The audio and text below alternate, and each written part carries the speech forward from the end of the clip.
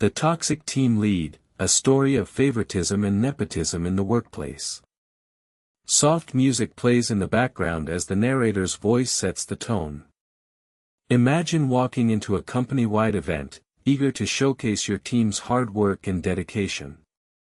But instead, you're met with an atmosphere of tension and discomfort. You've tried to address issues with your team lead, but they fall on deaf ears. And when you finally speak up, you're shunned and dismissed by those in power. Welcome to my story.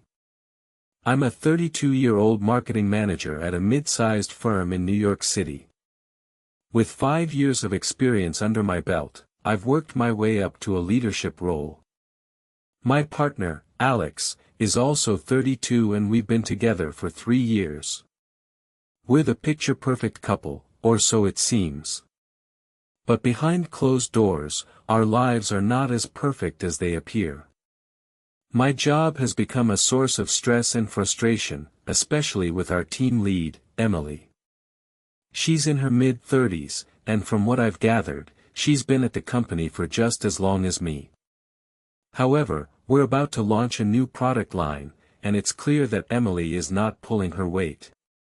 As we started working on the project, it became apparent that Emily was consistently late to meetings, didn't communicate effectively with the rest of the team, and made last-minute changes that threw off our schedule. I tried to address these issues with her one-on-one, but she just shrugged them off and told me I was being too sensitive. It's not like I'm asking for much. I want my team lead to be on time, communicate clearly, and respect the autonomy of their team members. But it seems like Emily thinks she's above all that. And to make matters worse, her 25-year-old sister, Rachel, started interning at our company. At first, it seemed like a good idea, we could use the extra help, and it would be a great opportunity for Rachel to gain experience. But as time went on, it became clear that Emily was using her position to favor Rachel and give her more responsibilities than anyone else. It's like Emily is trying to create a mini-empire within our company.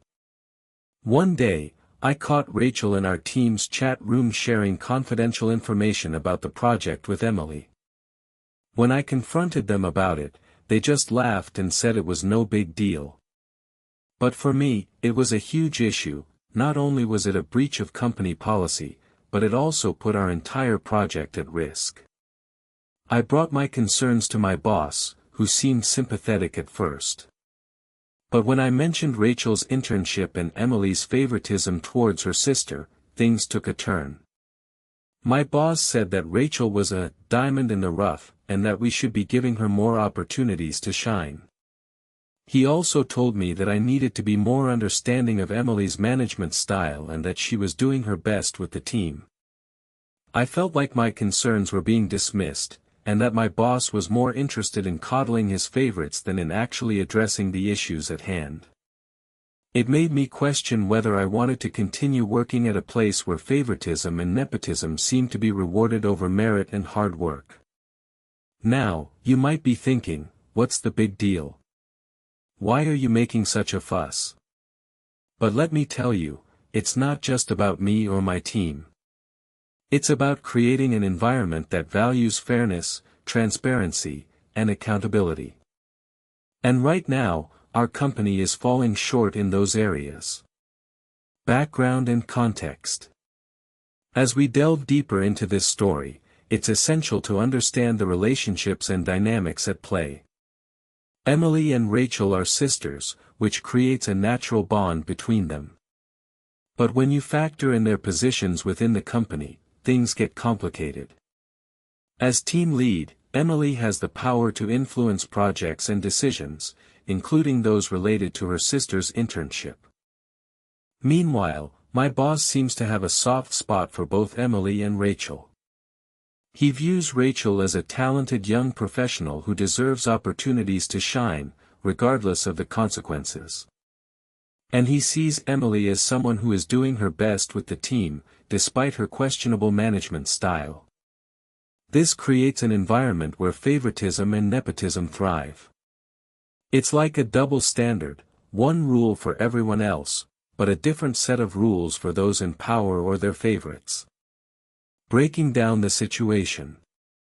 So, what went wrong here? Why did my boss dismiss my concerns so easily? It's likely that he was too close to Emily and Rachel, which clouded his judgment. He may have been swayed by the personal connections rather than considering the bigger picture. Or perhaps he simply didn't want to rock the boat. After all, it's easier to maintain the status quo than to address uncomfortable issues. But whatever the reason, the outcome is clear: my concerns were ignored, and I was left feeling frustrated and disillusioned with my job. What would you do? Now, it's your turn. Imagine you're in my shoes. You've tried to address issues with your team lead, but they fall on deaf ears.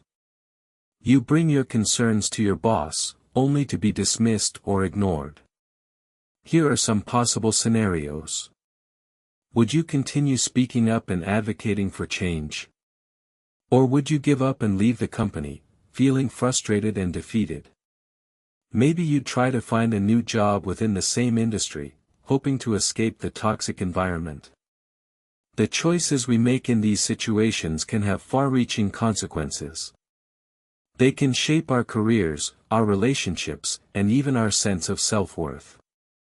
So, what would you do in this situation? Share your thoughts and opinions in the comments below. Conclusion.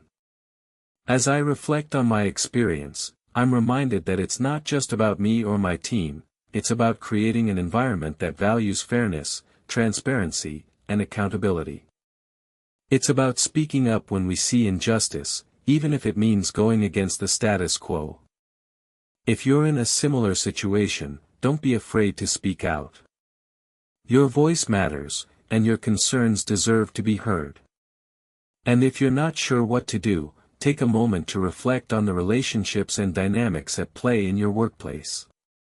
Are there any favoritisms or nepotisms that need to be addressed?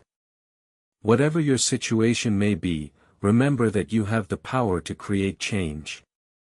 You just need to speak up. Call to action.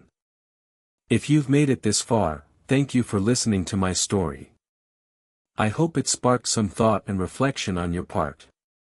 As always, I want to hear from you. Share your thoughts, opinions, and experiences in the comments below. What would you do in a situation like mine? And what advice would you give someone who's facing similar challenges? If you haven't already, subscribe to our channel for more stories like this one.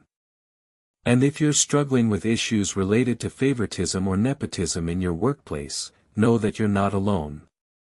Thank you again for watching, and I'll see you in the next video.